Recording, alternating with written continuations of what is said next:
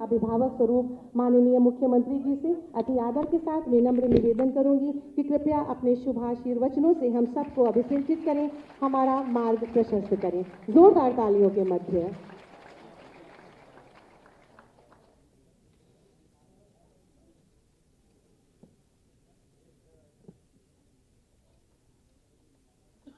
भूजल सप्ताह के आज के इस समापन कार्यक्रम में मंच पर उपस्थित प्रदेश के जल शक्ति मंत्री श्री स्वतंत्र देव सिंह जी, विभाग के राज्य मंत्री श्री रामकेश निषाद जी, प्रदेश के मुख्य सचिव श्री दुर्गा शंकर मिश्र जी, प्रमुख सचिव नमामि गंगे तथा ग्रामीण जलापूर्ति से अनुराग श्रीवास्तव जी, आज के इस कार्यक्रम में उपस्थित विभाग के सभी अधिकारीगण, भूजल संचयन और संवर्धन के विशिष्ट क्षेत्र में कार्य करने वाले विभिन्न संगठनों और संस्थाओं से जुड़े हुए सभी उपस्थित महानुभाव और भाइयों बहनों, मुझे प्रसन्नता है कि पूरे देश के अंदर जल की एक एक बूंद के संरक्षण के साथ ही जल के उचित प्रबंधन के बारे में आदरणीय प्रधानमंत्री जी के विजन को उत्तर प्रदेश सरकार प्रतिवर्ष भूजल सप्ताह के रूप में आयोजित करती है। 16 जुलाई से लेकर के 22 जुलाई के बीच में आयोजित हो रहे इस भूजल सप्ताह के दौरान 17 जुलाई को लखनऊ से 10 जनपदों की 550 ग्राम पंचायतों यानी 26 विकासखंड और 550 ग्राम पंचायतों के लिए भूजल रथ का शुभारंभ करने का भी अवसर मुझे प्राप्त हुआ और आज इस समापन समारोह में इस क्षेत्र में कार्य करने वाले विशिष्ट महानुभावों को सम्मानित करने का भी अवसर मुझे प्राप्त हुआ। मैं इस अवसर पर उन्हें बधाई देता हूं और भूजल के लिए कार्य करने वाले, जल संरक्षण उसके उचित प्रबंधन के लिए कार्य करने वाले उन सभी महानुभावों का जिन्होंने प्रत्यक्ष और अप्रत्यक्ष भागीदारी के माध्यम से इस कार्यक्रम को सफल बनाया है, उन सभी का मैं हृदय से अभिनंदन करता हूं। आप सबका मैं इस अवसर पर स्वागत करता हूं। हम सब जानते हैं कि जल है तो जीवन है और जल और जीवन के बीच की इस भाव को समझता हर व्यक्ति है, लेकिन उसके उचित प्रबंधन के बारे में जो प्रयास होने चाहिए उसमें कहीं ना कहीं वह व्यक्ति चूक जाता है। अनेक उपाय हैं, आज की चिंता है, लेकिन ये आदिकाल से ही जल को भारतीय मनीषा ने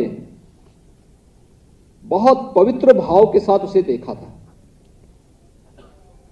पृथ्वी सूक्त में जब इस संपूर्ण ब्रह्मांड के कल्याण की बात होती है तो उसमें जल के भी कल्याण की बात निहित होती है, क्योंकि भारतीय मनीषा इस बात को जानती है कि जीव और जंतु सृष्टि की कल्पना इससे की ही नहीं जा सकती, इसके बगैर हो ही नहीं सकती है। और उस परिकल्पना को साकार करने के लिए जिस प्रकार के कार्यक्रम अलग अलग कालखंड में चले हैं वह हर व्यक्ति देखता है।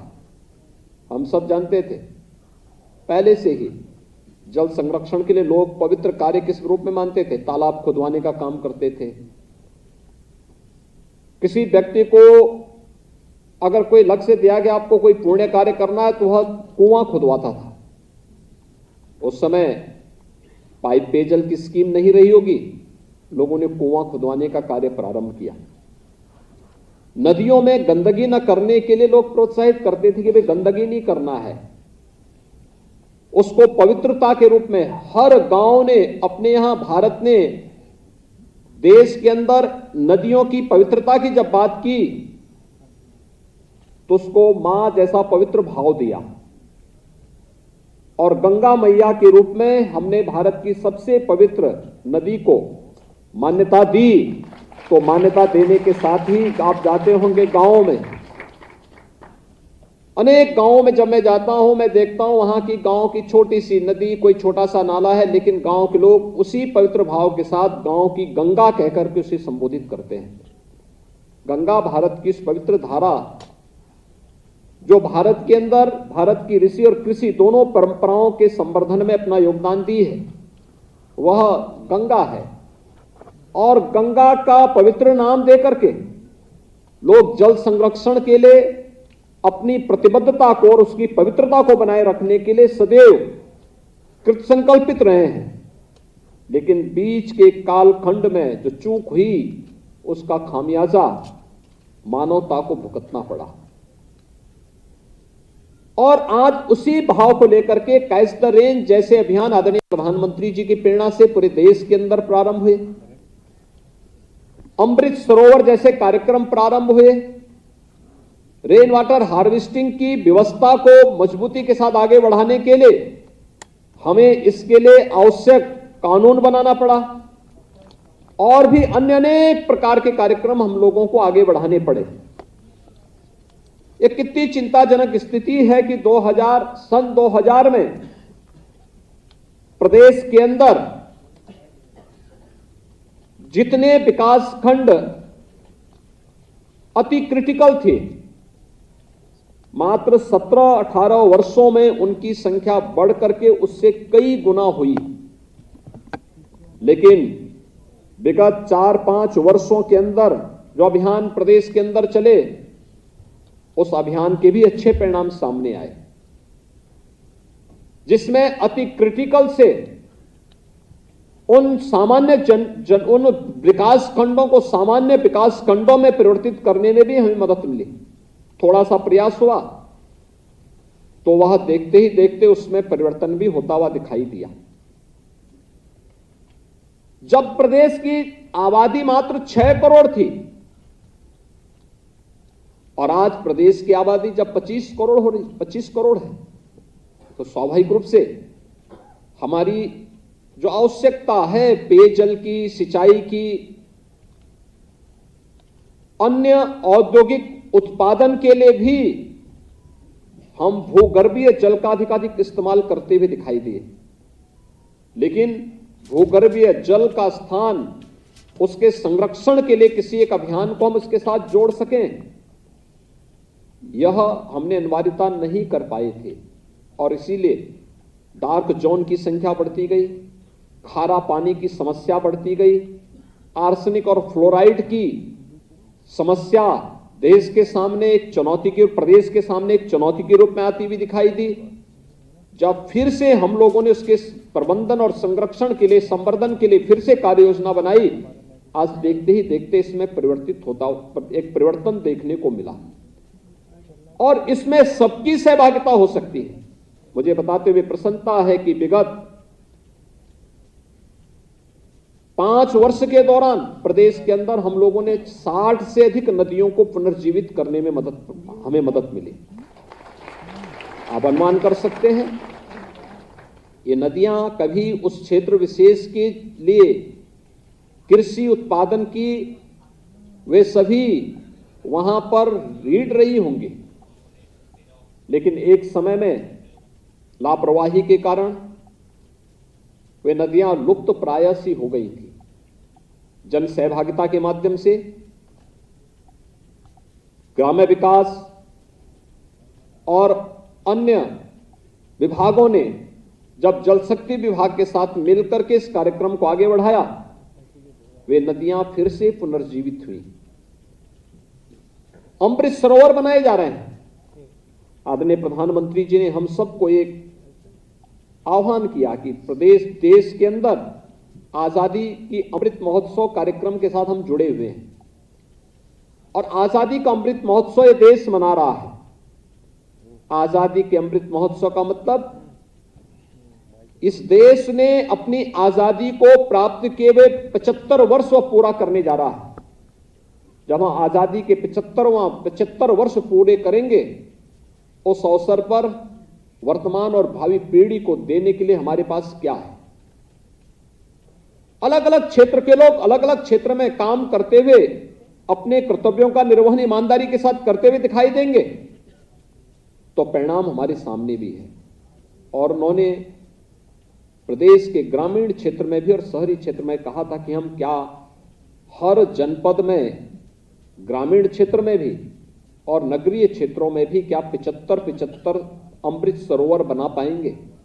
और मुझे प्रसन्नता है कि प्रदेश के अंदर अमृत सरोवर बनाने की प्रक्रिया तेजी के साथ आगे बढ़ी है और हम लोगों ने अब तक कई अमृत सरोवर उत्तर प्रदेश के अंदर बनाने में सफलता भी प्राप्त की है।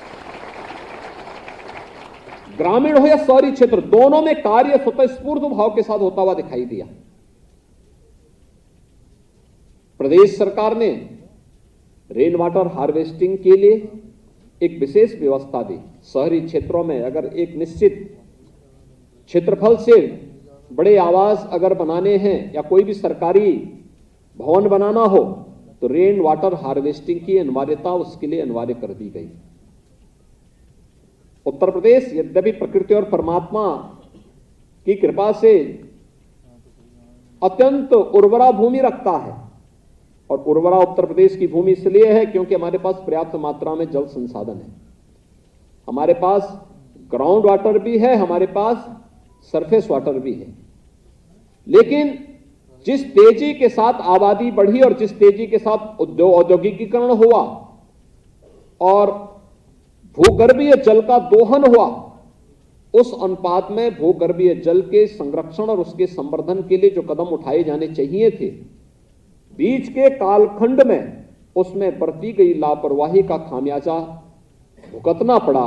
और उसका परिणाम था कि अनेक विकासखंड अति दोहित की श्रेणी में आकर के डार्क जोन की श्रेणी में चले गए थे। आज उन्हें धीरे धीरे करके फिर सामान्य स्थिति में लाने की कार्रवाई की जा रही है। और 17 जुलाई को हम लोगों ने 10 जनपदों के, जिसमें बुंदेलखंड के 6 जनपद थे और पश्चिमी उत्तर प्रदेश के 4 जनपद थे, जिसमें मुजफ्फरनगर, शामली, मेरठ, बागपत, इनके 26 विकास खंडों के 550 ग्राम पंचायतों में जिस विशेष अभियान को आगे बढ़ाना था, जिसके लिए भूजल रथ यहां से प्रारंभ किए गए, वे वहां पे जन जागरूकता के इस विशेष अभियान के साथ जुड़े हुए हैं। और उस कार्यक्रम में अवेयरनेस के लिए एक कार्यक्रम वहां तक पहुंचाने के साथ साथ लोगों को जल के एक बूंद के संरक्षण के लिए प्रेरणा प्रदान कर रहे थे। अभी हमारे जल शक्ति मंत्री आपको यहां पर इसके बारे में अवगत करा रहे थे कि कैसे हमें खेत पर मेड़ और मेड़ पर पेड़ के इस भाव को आगे बढ़ाने के लिए कर रहे थे। वर्षा की एक एक बूंद पानी का और जल संरक्षण का, घर का पानी घर में और खेत का पानी खेत में, यानी कि पवित्र भाव के साथ अगर हर व्यक्ति इसको एक मिशन मोड पर लेकर के जल की एक एक बूंद की कीमत को समझने लग जाएगा, तो आने वाले समय में जीव सृष्टि के लिए, जंतु सृष्टि के लिए किसी भी प्रकार का संकट नहीं खड़ा होगा। और इस भाव के साथ हम सबको जुड़ना होगा। मेरा आह्वान होगा पूरे प्रदेश वासियों से कि जो आंदोलन, जो अभियान वर्तमान में एक एक बूंद जल की, जो हमारे पास पहले से भूगर्भीय जल है, इस भूगर्भीय जल को संरक्षित करने के लिए, सुरक्षित करने के लिए और इसकी उतनी ही मात्रा हम उपयोग करें जितना आवश्यक है। अक्सर होता क्या है, आप घर में जाते होंगे, कहीं जाते होंगे, पाइप पे जल से कोई पानी आता है, हम उपयोग करते हैं और पानी भी पीते हैं। एक गिलास पानी लिया लेकिन नल खुला छोड़ देते हैं, दातून कर रहे हैं, आपको आवश्यकता नहीं लेकिन आप उसको खुला छोड़ देते हैं। उसकी कोई कीमत नहीं समझते। हमें एक एक बूंद जल की कीमत, जो मौजूदा व्यवस्था है उसकी भी समझनी पड़ेगी, और जो व्यवस्था समाप्त, यानी जो हम नई व्यवस्था देने जा रहे हैं उसको भी, चाहे वह रेन वाटर हार्वेस्टिंग का हो या इस संबंध में जो अनेक मॉडल बनाए गए हैं, उन सबको भी हमें इसके साथ, अमृत सरोवर को इसके साथ जोड़ना पड़ेगा। पुराने सरोवर और तालाबों को, कुओं को फिर से पुनर्जीवित करना पड़ेगा। और जैसे भी हो सकता है, एक एक बूंद जल की अगर हम सुरक्षित करते हुए उसे संरक्षित कर सकेंगे तो भूगर्भीय जल की का जो संकट आएगा, उस संकट से हम बच पाएंगे। और उत्तर प्रदेश की जो भूमि सबसे उर्वरा भूमि मानी जाती है दुनिया के अंदर, उस भूमि की उर्वरता को जल संरक्षण के माध्यम से, भूगर्भीय जल के संरक्षण के माध्यम से हम बनाए रखने में हमें सफलता प्राप्त हो पाएगी। आज के इस अवसर पर भूजल के उचित संरक्षण और संवर्धन के लिए जिन संस्थाओं और महानुभावों ने यहां पे कार्य किया है, मैं उन्हें हृदय से बधाई देता हूं। विश्वास व्यक्त करता हूं कि उनके साथ अन्य अनेक संगठन और संस्थाएं भी इस दिशा में अपने स्तर पर प्रयास करेंगी। मेरा आप सबसे आग्रह भी है कि हम लोगों को इस दिशा में और अच्छे प्रयास किए जाने की आवश्यकता अभी है। आपने देखा होगा मानसून 1 महीने से ज्यादा लेट हुआ है, और जब एकाएक आएगा तो उससे काफी वह वहां पर नुकसान भी करता है। लेकिन फिर भी हमारी पहले से तैयारी शासन स्तर पर तो हो रही है, विभिन्न स्वयंसेवी संगठन भी इसके साथ जुड़े हुए हैं। लेकिन अगर हम सभी लोग मिल करके, पूरा प्रदेश इसके साथ मिल करके इस अभियान के साथ जुड़ेगा तो हम इस पवित्र लक्ष्य को प्राप्त करने में हमें सफलता प्राप्त होगी। मैं एक बार फिर से भूजल सप्ताह के समापन कार्यक्रम के अवसर पर आप सभी महानुभावों से और प्रदेशवासियों से मैं यही अपील करूंगा कि वह भूगर्भीय जल के संरक्षण के साथ साथ वर्षा की भी एक एक बूंद जल को सुरक्षित और संरक्षित करने में अपना योगदान दें, जिससे जीव सृष्टि और जंतु सृष्टि को हम बचाने में अपना योगदान दे सकेंगे। आप सबके प्रति मेरी शुभकामनाएं। धन्यवाद। जय हिंद।